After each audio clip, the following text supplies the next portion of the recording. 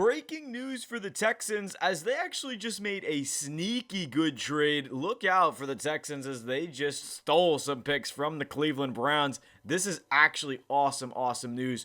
We get a couple of late round swaps, but the biggest thing that I'm worried about now is you don't have a pick in the middle rounds at all. That's just kind of crazy. So, a lot to get to on Texans Digest. We just posted a video early talking about who we think they're going to take. Probably be live again later tonight. So, if you're new to the channel, hit that subscribe button. A lot of news to talk about in terms of Texans. The season's getting underway. The draft is here. Closer and closer to the NFL season. So, a lot of fun left to be had. The Texans made a trade with the Browns. And it's really kind of interesting to me. But it is great value, right? You get 2 6th-round picks, a 7th. So in total, the Texans now have, 2 6th, 3 7ths. That's pretty good. I feel like now you have so you go from pick 89 in the draft to pick 179. You swap 5th-round picks in 2027. So you really didn't give up that much to get picks later. That only tells me one of two things. They're either going to be really aggressive in the later rounds or just get a lot of depth at positions later in the draft. So it could be one or the other. But in these first 4 picks, there is going to be a crucial thing in terms of selecting who they want specifically. And I think that starts with an offensive lineman, 2 of them specifically, a tackle, and a guard in their first 4 picks, which is going to be difficult because you also need a wide receiver and a running back. I would bet a lot of money. If I was a betting man. Wide receiver, running back, offensive line. Those are the 4 picks that should definitely be picked. Does Nick Caserio do that? We don't know, right? 25th overall. Do you trade up for Emeka Egbuka? Do you throw in a 3rd-round pick because you want that player so bad?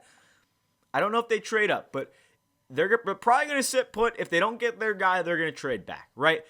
My fear is Emeka Egbuka is going to get sniped at pick 22 to the Chargers, or maybe the Packers take him. But looking at this, it's very dangerous for Nick Caserio to do what he is doing because now you don't have a 5th-round pick at all. You can't mess around with maybe taking a running back in round 5. Now you kind of need to take one with pick 89, whether that's R.J. Harvey, whether that's DJ Giddens, or maybe that's 2nd round in Travion Henderson. There is a lot the Texans can do, but this kind of solidifies it for me. On day 3, I don't think we'll see any crazy action in terms of the first round tonight, but there's still a lot to look out for in terms of Friday, in terms of the 2nd and 3rd round. We'll be looking at a lot for the Texans. So pick 58, they might trade up, get a Donovan Jackson and maybe an Ursi. They need a guard. If they go wide receiver first round, you need to go tackle guard.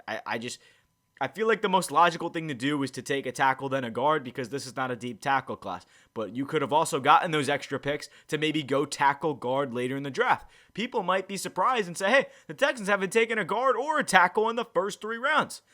I would be surprised if they don't take one offensive lineman in these first 4 picks, but I wouldn't necessarily be too surprised if Nick Caserio said, screw it, let's go all in and take a wide receiver, take a running back 2nd round, and then we'll get offensive line for CJ Stroud, maybe get an Ozzie Trapillo in the 3rd round, or back him up with a wide receiver. That's what I think you do. Wide receiver 1st round, and that's the thing. Looking at what the Texans are going to do, they're going to take one of these top running backs on the board now that they don't have a 5th-round pick. I thought that 5th-round pick would have been perfect to take somebody like a DJ Giddens or somebody going later in the draft.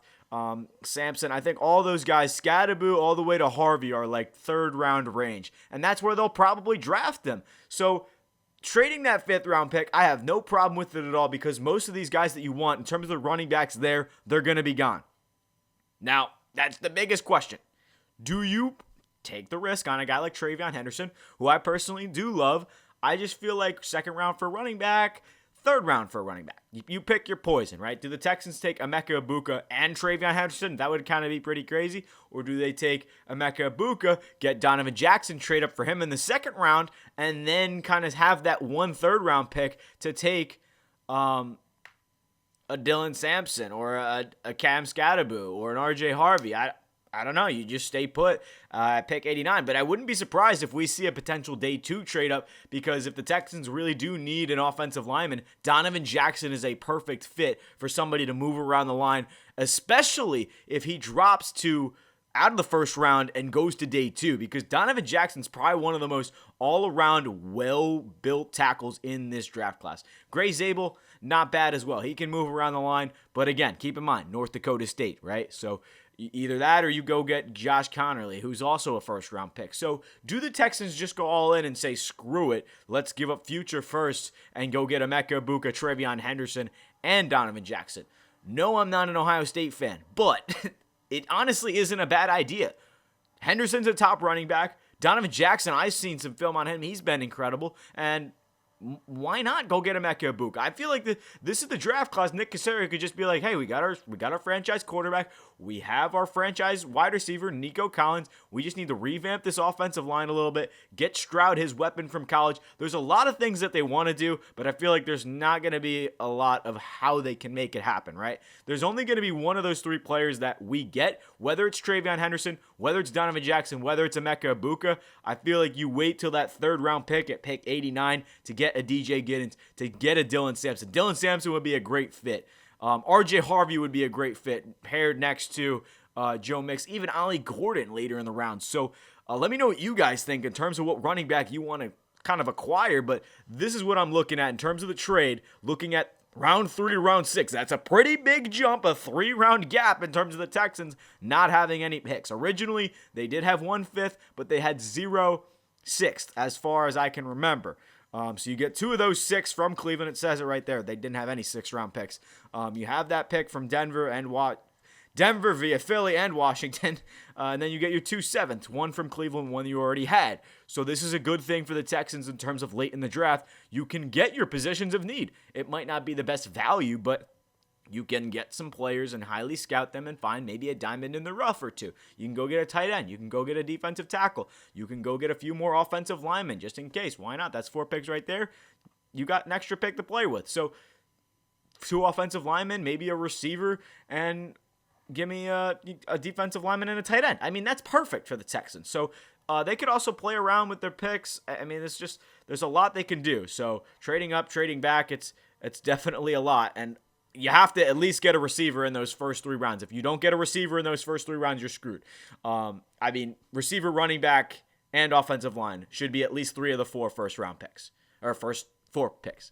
Anyway, as for wide receiver, I want Emeka Egbuka. I think number 4 off the board is pretty crazy. Luther Burden, I'm not sold on him, but they could have rumors for that. Maybe round 1. I think it's a little bit of a reach. Trey Harris, round 2 would be perfect, but the Texans pick 58. So when you pick 58, Nick Caserio is playing that into effect. He's a big factor in the fact that you don't pick until 58. That is 25, 58. That's a pretty big gap in terms of the middle 2nd round. Trey Harris will probably be gone. Jalen Noel will probably be gone. Jack Beck probably be gone. Jalen Royals, Kyle Williams probably be there. Do you want to settle for a Royals or Kyle Williams with a 2nd round pick? I mean, maybe Royals and Williams fall to that 3rd round spot and you take Henderson at that pick 79 or pick 58 spot. But again, there's a big gap in some of these picks. And when you have 2 third-round picks, 79 and 89, back 10 picks in a row. So that's where they take their running back, maybe receiver. They could go running back early. I would be a little surprised, caught off guard, but I do like the aggressiveness in Nick Caserio. It sounds stupid for saying aggressiveness considering they kind of trade back from the 5th round and get a lot of kind of just selections. But now you have a lot more picks to go with. So I do love this trade for the Texans. You got 4 picks in the first 89, and then you got 5 picks in the last 6th and 7th round. So that's pretty well built for this team. And, I mean, I'm looking forward to a great draft tonight. But pumping out 2 videos, probably going live in a few hours if you want to join the live talk about some Texans Digest, Texans, what are we saying here? Texans draft stuff. I mean, it's going to be a fun one. So, you guys can ask me anything. It'll be fun. Hopefully we can get it set up. So, thank you guys so much for watching. Hit that subscribe button if you're new. Texans trade. Let me know in the comments, and we'll see you at the draft or in the next video.